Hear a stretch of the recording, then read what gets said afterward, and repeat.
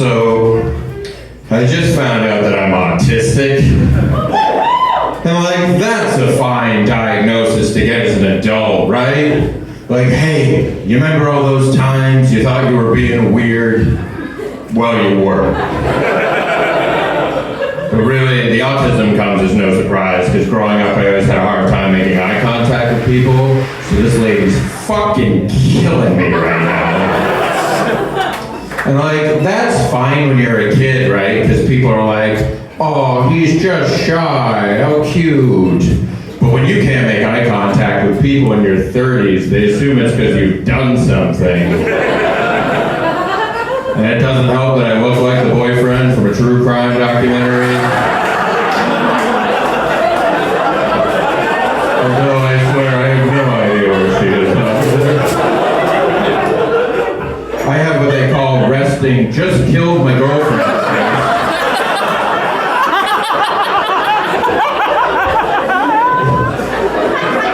Actually, when I first met my girlfriend, she was kind enough to point out I look like Jeffrey Dahmer. Oh, okay. Forget big dick energy. I've got murderous twink energy. Honestly, though, I'm really glad that show isn't popular anymore, because it was having a very negative effect on my photography career. It was also making it really difficult to pick up and murder strange men.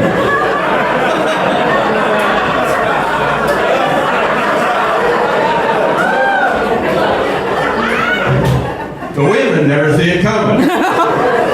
All that true crime, and they still get in the van.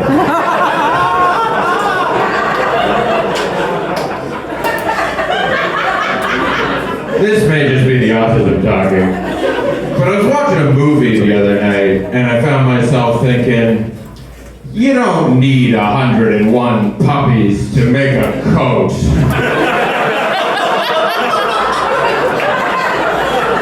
I could make you a pretty decent coat with like 45 puppies.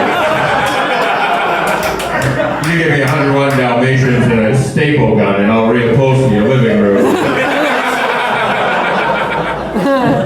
I had somebody come up to me after a show once, they're like, Ryan, 45 puppies seems like a lot of puppies.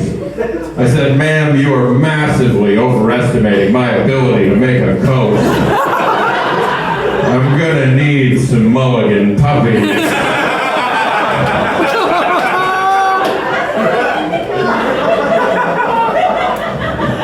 You guys are a fun crowd. You mind if I tell you guys a little secret? Yes. I've never shoved anything up my ass. I hear you. I hear you. You're like, Ryan, it's 2025. What are you waiting for? What are you afraid of? You afraid you're gonna like it? Yes. That's exactly what I'm afraid of. Why would I leave the house? I could just be shoving things up my ass all day. I got a lot of things. I could be at it for weeks. We're gonna be on Amazon checking the package dimensions of new things. Like, oh, maybe this vacuum cleaner will make me feel something. I've never felt so dirty yet, so clean. I bet you guys I can fit 45 puppies up my ass. They're going easy because I've already skinned them.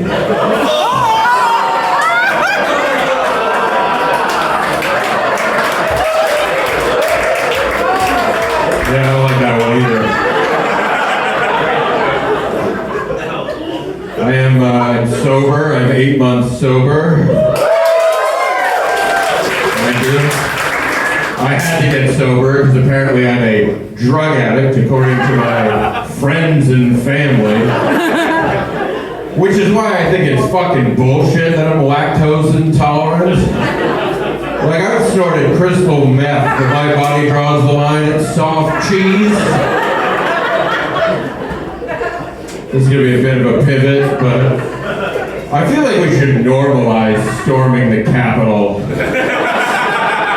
I know I look like I think that.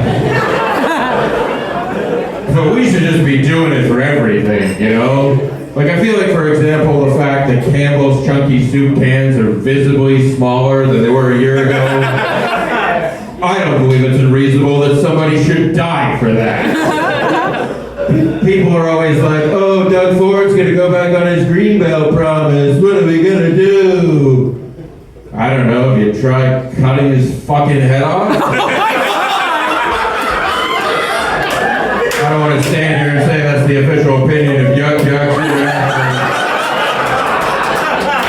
But it might help. Like, the amount of people who need to die to make the world a better place, it's not even that long of a list.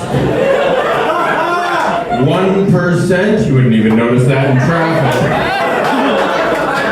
Admittedly, every time I write the list, it gets a little longer. You know, we got the billionaires, the politicians, the corporate oligarchs. My upstairs neighbor, Gary.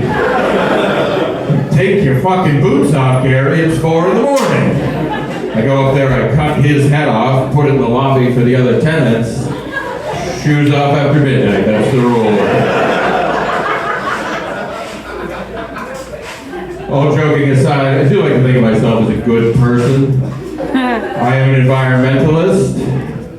Did you guys know the average North American has a yearly carbon footprint of 16 metric tons?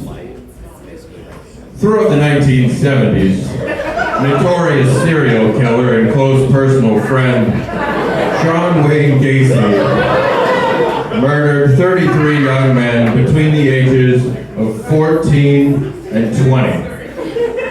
Now let's say, hypothetically, these whippersnappers had about 65 years left in their lives had they not been cut so tragically short.